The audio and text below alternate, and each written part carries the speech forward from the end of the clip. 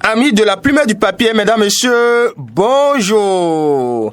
Dans l'actualité cette semaine, la participation du Bénin à la TICAD 7 au Japon a occupé ou orné la une de plusieurs publications. Le Bénin a été invité à la conférence internationale sur le développement de l'Afrique au Japon. À cette occasion, comme haute fraternité, le ministre Aurélien Agbenossi des Affaires étrangères a présenté les opportunités d'investissement aux hommes d'affaires japonais pour le Bénin qui se veut un centre de développement inclusif et durable de l'Afrique de l'Ouest, rapporte le Canard de Ménotin. C'est dire alors que tous les atouts du Bénin ont été dévoilés à la TICAD 7 aux investisseurs et décideurs japonais par Aurélien Agbenossi, résume en titre le matinal. Le routier n'en dira pas le contraire lorsqu'il placade en manchette démarrage de la 7e TICAD au Japon. Talon positionne le Bénin dans les dragons de l'Asie. Oui, le Bénin est dans une offensive diplomatique au Japon, surtout en ce qui concerne la prochaine organisation de la conférence internationale de Tokyo en Afrique, renchérit le Télégramme. Et en marge de ce sommet, le chef de l'État Patrice Talon a rencontré son homologue nigérien Buhari. Les deux chefs d'État ont échangé, informe Fraternité. Abondamment repris, le sujet a fait la manchette de plusieurs journaux de jeudi. Fraternité, l'Économiste, l'événement du jour, le Soleil levant, la Nation, le matinal, Info Plus et bien d'autres indiquent que la rouverture des frontières était au cœur de ce tête-à-tête. Talon et Buhari se sont concertés sur le verrouillage des frontières du Nigeria, renseigne le journal de Ménotin qui précise qu'avant cette rencontre, les deux hommes, au lendemain de la prise de la mesure, se sont entretenus au téléphone. C'est donc l'heure de la vérité, estime Matin Libre. Mais s'interroge Fraternité, Talon a-t-il réussi à rassurer Buhari? En tout cas, semble répondre le pays émergent. Talon a plaidé pour la rouverture des frontières. Muhammadu Buhari promet mais suspend le journal. Et là, annonce la dépêche, bientôt une rencontre tripartite sera convoquée pour décider de la situation. Mais en attendant, termine Quotidien Fraternité, le Bénin retient son souffle. Et justement, de retour du Japon, où il participe à cette 7e conférence internationale sur le développement de l'Afrique, Matin Libre annonce que le président de la République, Patrice Talon, devra se consacrer à la résolution des problèmes qui impactent directement la vie de ses concitoyens. Le journal évoque alors des dossiers brûlants qui attendent Patrice Talon. Le premier sujet sur lequel le chef de l'État devra se pencher, observe la publication, c'est bien la fermeture de la frontière du Nigeria et de ses conséquences.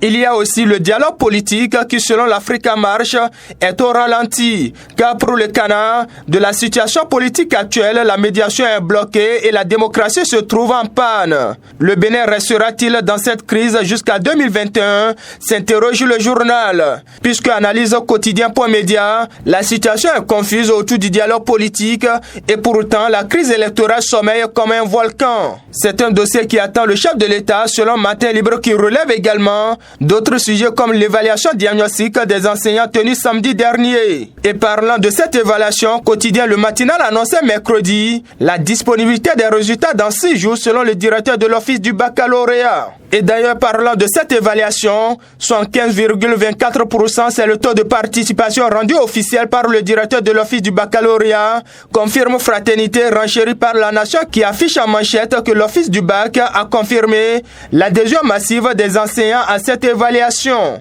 Mais ce sont des chiffres publiés par les soutiens du pouvoir qui sont établis avant même la composition, déclare Rodolphe Seyanka, un syndicaliste, sur l'évaluation diagnostique polémiquée dans les colonnes du journal Le Nouvel Observateur. C'est donc la guerre des chiffres, mais Quotidien.media estime que le boycott de cette évaluation était massif et public.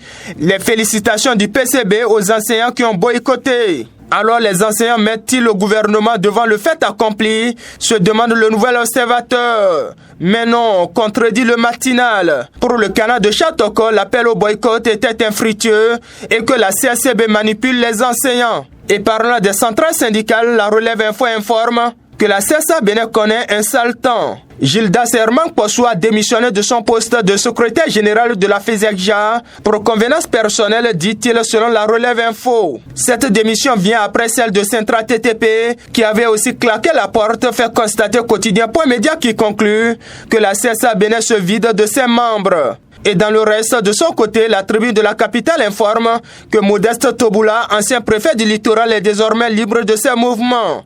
Impliqué dans une affaire de morcellement et de vente de domaine public, puis mis en prison avant son évacuation sanitaire, l'ancien homme fort du littoral est libéré, précisent les publications. Seulement quelques mois après son incarcération, c'est une libération spectaculaire, estime Palabre au quotidien, visiblement surpris de cette décision. Encore dubitatif, Dynamise Info note que si cette mesure de remise de peine en faveur de Modeste Tobula est confirmée, cela ne viendra que pour remettre en cause des intentions clamées au sommet de l'État au sujet de la lutte contre la corruption et l'impunité. Justement, l'Afrique en marche évoque le cas des détenus politiques exilés et autres et se demande s'ils sont des oubliés de la grâce présidentielle. Et dans les dernières secondes, ça murmure au Bénin sur les assauts routiers.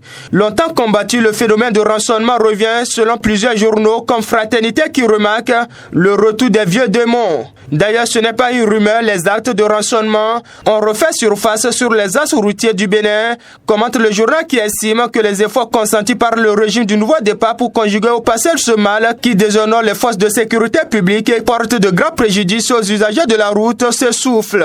Cela a atteint un pic au point où le directeur général de la police républicaine, Soumaïla Yaya, est obligé de sortir de sa réserve pour taper du poing sur la table. À travers une note circulaire, il met en garde les agents de sécurité qui, rapporte le journal Fraternité, font du rançonnement leur sport favori à l'occasion des patrouilles. Voilà, mesdames, messieurs, l'essentiel de l'actualité, tel que traité par les publications cette semaine. Fin de cette revue. Merci de m'avoir suivi. À très bientôt.